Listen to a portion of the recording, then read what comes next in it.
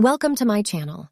Life is beautiful. In this video we are going to see the story of The Merchant of Venice by William Shakespeare. Act 1. In Venice, a merchant named Antonio worries that his ships are overdue. As his colleagues offer comfort, his young friends, Bassanio, Graziano, and Lorenzo, arrive.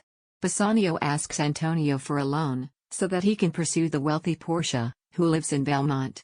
Antonio cannot afford the loan. Instead, he sends Bassanio to borrow the money on the security of Antonio's expected shipments. At Belmont, Portia and her maid, Nerissa, discuss the suitors who have come in response to Portia's father's strange will. The will says Portia may only marry a man who chooses the correct casket made from 3 possible options: gold, silver, and lead. Much to Portia's distress, all her suitors are unsatisfactory. However, she does fondly remember a time when Bassanio came to Belmont, and that leaves her with some hope. Bassanio approaches Shylock, a Jewish money lender, about the loan. Shylock holds a grudge against Antonio for his lending practices and apparent anti-Semitism. Still, he offers Bassanio the loan. Instead of charging interest, seemingly as a kind of joke, he asks for a pound of Antonio's flesh if the loan isn't repaid within 3 months. The bond is agreed to. Who wouldn't agree to that? And Bassanio prepares to leave for Belmont with his friend Graziano. Act 2. Meanwhile, one of Shylock's servants, Launcelot, wishes to change masters and persuades Bassanio to employ him. Shylock's daughter, Jessica, also longs to leave home. She wants to become a Christian and marry Antonio's friend Lorenzo. Before he departs to serve his new master, Launcelot takes a letter to Lorenzo that contains plans for Lorenzo and Jessica to elope that night. When Shylock goes out, Jessica escapes to elope, taking gold and jewels with her. The following day, Bassanio sets sail for Belmont, while Shylock rages over the loss of his daughter and the treasures she has stolen. In Belmont, one of Portia's suitors, the Prince of Morocco, chooses the golden casket, while another, the Prince of Aragon, selects silver. Both chose the wrong casket and are unsuccessful.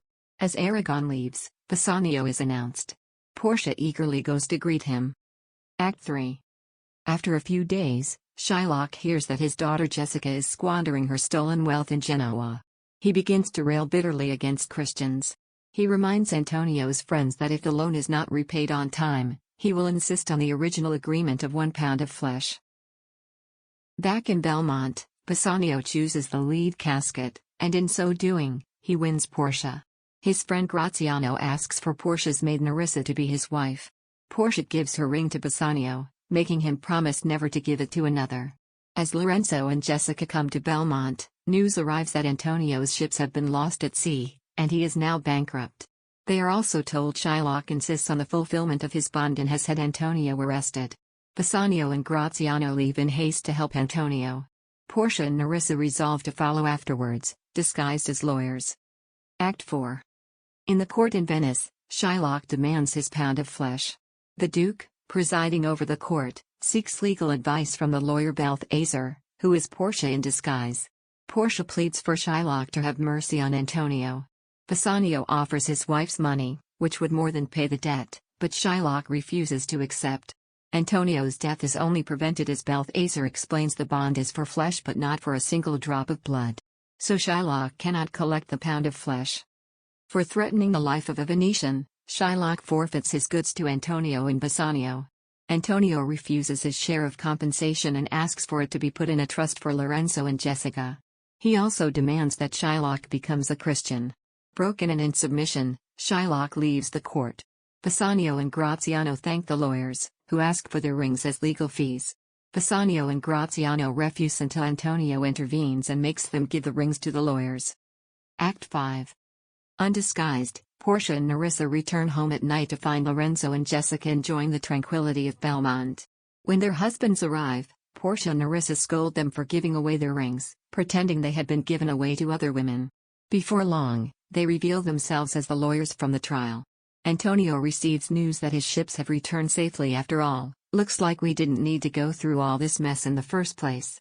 The play ends as the 3 couples prepare to celebrate their marriages. That's the end of this book. Thanks for watching and please subscribe.